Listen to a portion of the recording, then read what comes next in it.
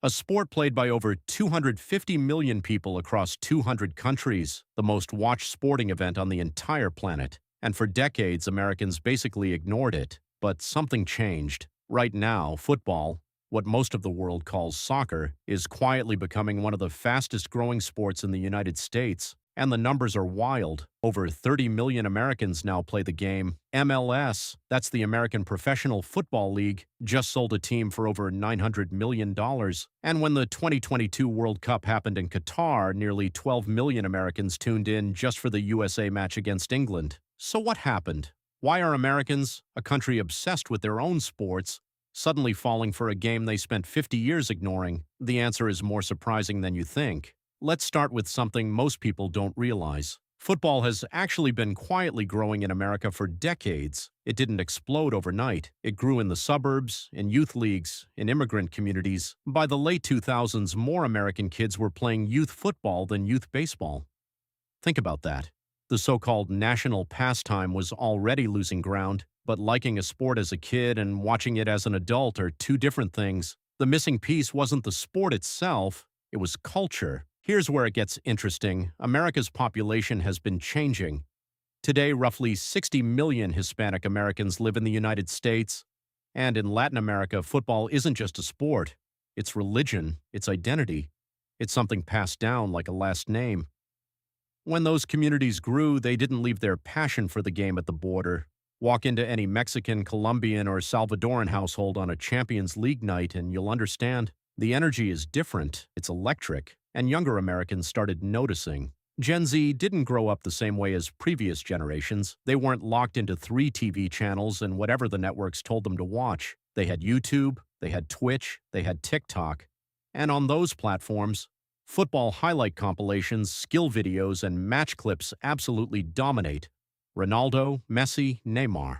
These aren't just athletes, they're global celebrities with hundreds of millions of social media followers. When you grow up watching Messi nutmeg defenders on Instagram at age 12, you don't think of football as a foreign sport. You just think it's cool.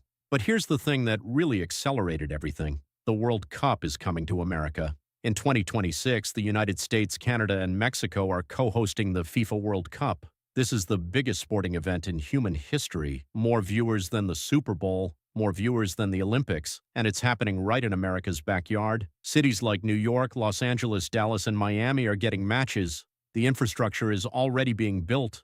The marketing has already started. And sports brands, TV networks, and corporate sponsors are pouring billions of dollars into making sure Americans care. When the Super Bowl comes to your city, you watch football.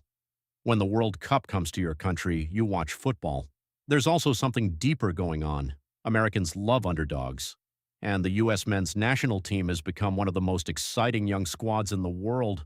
Players like Christian Pulisic, who plays in Europe for one of the biggest clubs in Italy, or Gio Reyna, or Folarin Balogun, these are world-class players, not nearly world-class, actually world-class. For the first time, Americans can watch their own players compete on equal footing with Brazil, France, and Argentina.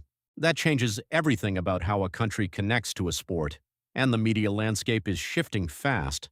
Apple TV just signed a 10-year, $2.5 billion deal to broadcast MLS games. Netflix is producing football documentaries that are pulling millions of new viewers. It's the same thing that happened with Formula One and the Drive to Survive series. One show, millions of new fans. Football is doing something similar, and it's working. So here's where we land.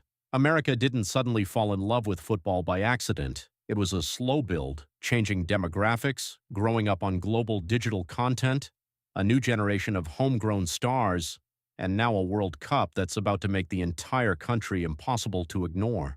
The joke used to be that America would never truly embrace football, that it was too slow, too low-scoring, too foreign. But here's the irony. The rest of the world has always known something Americans are just starting to figure out. There is no sport on earth that creates moments quite like football.